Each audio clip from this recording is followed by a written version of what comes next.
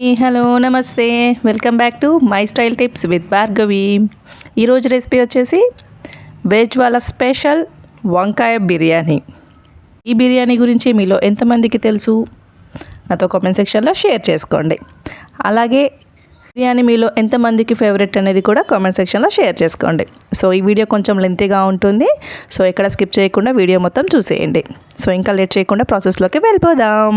ముందుగా నేను ఇక్కడ వంకాయల్లో పూర్ణం పెట్టడం కోసం స్టవ్ ఆన్ చేసి కడాయి పెట్టుకుంటున్నాను. ఈ కడాయిలో ఒక స్పూన్ పల్లీలను వేసుకొని దోరగా వేయించుకుంటున్నాను. ఎప్పుడైనా కూడా స్టవ్ మీడియం ఫ్లేమ్లో పెట్టుకొని వేయించుకోవాలి. ఇవి కాస్త వేగిన తర్వాత వీటిని మిక్సీ జార్లోకి తీసుకుంటున్నాను.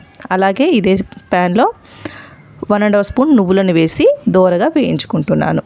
వీటిని కూడా మిక్సీ జార్లోకి తీసుకొని చల్లారిన తర్వాత మెత్తని పౌడర్లా చేసుకోవాలి.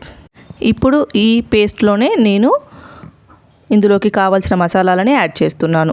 1.5 స్పూన్ కారాన్ని, అలాగే పసుపు, అలాగే సాల్ట్, అలాగే కొద్దిగా ధనియా పౌడర్, అలాగే నా దగ్గర ఎండు కొబ్బరి పౌడర్ ఉందని నేను ఎండు కొబ్బరి పౌడర్ని యాడ్ చేస్తున్నాను 1.5 స్పూన్. మీరు కావాలంటే ఎండు కొబ్బరి ముక్కలనైనా కూడా వేయించుకొని ఇందులో వేసుకోవచ్చు. వీటన్నిటిని కూడా మెత్తని పేస్ట్లా వాటర్ యాడ్ చేసుకొని మెత్తని పేస్ట్లా చేసుకొని పక్కకు పెట్టుకోవాలి. నేను ఇక్కడ అల్లం వెల్లుల్లి పేస్ట్ వేయడం మర్చిపోయాను. సో నేను ఇక్కడ అల్లం వెల్లుల్లి పేస్ట్ ఇందులోనే యాడ్ చేసి బాగా కలుపుకుంటున్నాను. ఇప్పుడు నేను 1/2 కిలో వంకాయలని, ఇలా నల్ల వంకాయలు అయితే ఈ బిర్యానీకి టేస్ట్ బాగుంటుంది. సో ఈ వంకాయలని శుభ్రంగా కడిగేసుకొని ఇలా వీడియోలో చూపిస్తున్న విధంగా 4 భాగాలుగా కట్ చేసుకోవాలి. ఇందులో పుచ్చులు ఏవైనా ఉన్నాయో లేదో కూడా చెక్ చేసుకొని వీటిని పక్కకు పెట్టుకోవాలి. మనం ముందుగానే ప్రిపేర్ చేసి పెట్టుకున్న ఈ పూర్ణం పేస్ట్ని ఈ వంకాయల మధ్యలో ఇలా వీడియోలో చూపిస్తున్న విధంగా పెట్టుకోవాలి. ఇలా పెట్టుకొని అన్ని వంకాయల్లో కూడా ఈ పేస్ట్ని ఇలా పెట్టేసుకొని పక్కకు పెట్టుకోవాలి. అలాగే నేను ఇక్కడ ఫ్రైడ్ ఆనియన్స్ కోసం ఆనియన్స్ని ఇలా ఫైన్గా చాప్ చేసుకొని పెట్టుకున్నాను.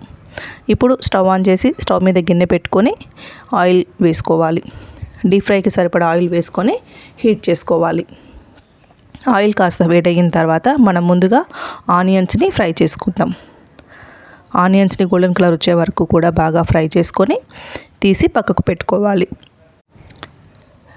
ఇప్పుడు ఇందులో మనం ముందుగానే పూర్ణం పెట్టేసుకున్న వంకాయలు ఉన్నాయి కదా, వీటిని ఒక్కొక్కటిగా ఇలా ఆయిల్లో వేసుకొని నిదానంగా దోరగా వేయించుకోవాలి. ఈ వంకాయలు వేగడానికి కాస్త టైం అనేది పడుతుంది. స్టవ్ ఎప్పుడు కూడా మీడియం ఫ్లేమ్లోనే పెట్టుకొని వంకాయలు ఇలా నిదానంగా కలుపుతూ అన్ని వైపులా గోల్డెన్ కలర్ వచ్చే వరకు కూడా మనం ఫ్రై చేసుకోవాలి. ఇక్కడ మనం వంకాయలు అనేవి 60% కుక్ అయితే సరిపోతుంది. సో ఇవి 60% కుక్ అయిన తర్వాత వీటిని ఇంకొక ప్లేట్లోకి తీసుకొని పక్కకు పెట్టుకోవాలి. అలాగే నేను ఇక్కడ బిర్యానీ కోసం రైస్ని బాస్మతి రైస్ తీసుకుంటున్నాను. బాస్మతి రైస్ని శుభ్రంగా కడిగేసుకొని ఇలా పక్కకు పెట్టుకోవాలి.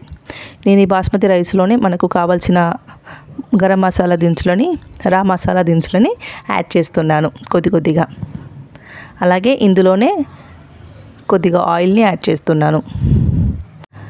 అలాగే ఇందులోకి కావాల్సిన ఉప్పుని కూడా ఇక్కడే యాడ్ చేస్తున్నాను. అలాగే కొద్దిగా అల్లం వెల్లుల్లి పేస్ట్ని కూడా యాడ్ చేస్తున్నాను. వీటిని వేసి స్టవ్ ఆన్ చేసి స్టవ్ మీద పెట్టుకొని మనం అన్నాన్ని 70% వరకు కూడా కుక్ చేసుకోవాలి. ఇప్పుడు ఇంకొక స్టవ్లో గిన్నె పెట్టుకొని గిన్నె కాస్త వేడయిన తర్వాత ఆయిల్ యాడ్ చేసుకోవాలి. నేను ఇక్కడ వంకాయలు వేడి చేసినప్పుడు మిగిలిపోయిన ఆయిల్నే యూస్ చేస్తున్నాను. మీరు కావాలంటే ఫ్రెష్ ఆయిల్ అయినా కూడా యూస్ చేసుకోవచ్చు. ఇప్పుడు ఈ ఆయిల్ కాస్త వేడయిన తర్వాత ఇందులోనే నేను రా మసాలా దినుసులని కొద్దిగా యాడ్ చేస్తున్నాను. ఇవి కాస్త ఫ్రై అయిన తర్వాత నేను ఇందులో పూర్ణం కోసం చేసుకున్న పేస్ట్ కొద్దిగా మిగిలిపోయింది. ఆ పేస్ట్ని ఇందులో యాడ్ చేస్తున్నాను. దీన్ని వేసి మరొక 2-3 నిమిషాలు బాగా ఫ్రై చేసుకోవాలి. ఇప్పుడు ఇందులో నేను 3-4 పచ్చిమిరపకాయలని కాట్లు పెట్టి యాడ్ చేస్తున్నాను. అలాగే మనం ఇందాకే ఫ్రైడ్ ఆనియన్స్ చేసి పెట్టుకున్నాం కదా, వాటిని ఇందులో యాడ్ చేస్తున్నాను. వీటిని వేసి బాగా కలుపుకొని ఫ్రై చేసుకోవాలి. అలాగే కాస్త పుదీనాని కూడా ఇందులోనే యాడ్ చేస్తున్నాను. అలాగే 3-4 స్పూన్ల గడ్డ పెరుగుని యాడ్ చేస్తున్నాను. వీటిని వేసి బాగా కలుపుకొని ఆయిల్ పైకి తేలేంత వరకు కూడా మనం ఫ్రై చేసుకోవాలి.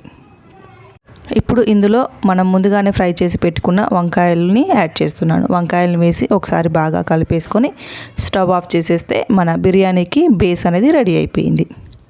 ఇప్పుడు ఈ బేస్లోకి మనం ముందుగానే 70% కుక్ చేసి పెట్టుకున్న రైస్ని ఫస్ట్ లేయర్గా వేస్తున్నాను. రైస్ వేసి అంతా అడ్జస్ట్ చేసుకున్న తర్వాత కొద్దిగా పుదీనాని అలాగే ఫ్రైడ్ ఆనియన్స్ని వేస్తున్నాను. ఆ తర్వాత మిగిలిపోయిన రైస్ని మరొక లేయర్గా వేస్తున్నాను. రైస్ వేసేసి ఫైనల్గా మన కొత్తిమీర, పుదీనాని అలాగే ఫ్రైడ్ ఆనియన్స్ని వేసేస్తున్నాను. అలాగే 1 స్పూన్ నెయ్యిని వేస్తున్నాను. నెయ్యి వేసేసి మూత పెట్టేసుకోవాలి. ప్యాన్ని ముందుగానే ఒక 5 మినిట్స్ హీట్ చేసి పెట్టుకోవాలి. ప్యాన్ హీట్ అయిన తర్వాత ప్యాన్ మీద మన ఈ దమ్ని పెట్టేసుకోవాలి.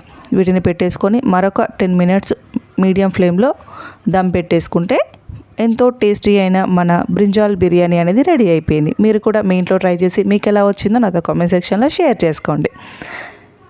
మీరు కనుక నా ఛానల్ ఫస్ట్ టైం చూస్తున్నట్లయితే నా ఛానల్ని సబ్స్క్రైబ్ చేసుకోండి. Thanks for watching.